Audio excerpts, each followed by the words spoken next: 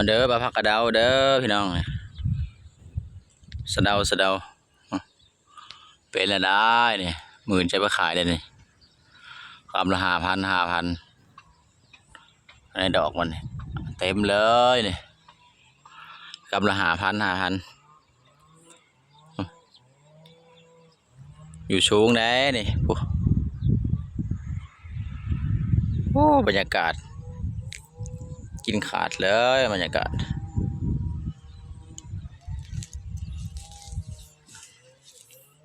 ทางผุดอนโพทางพี่โพชิแก้วทางพี่ละองได้พี่สูงได้เด้อนี่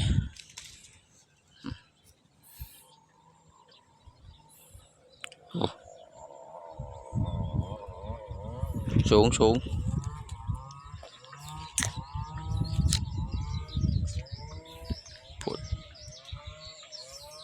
วิวธรรมชาติบ้านเฮา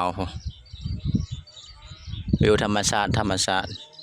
พวกเขาจะขุดกระปูอยู่พวก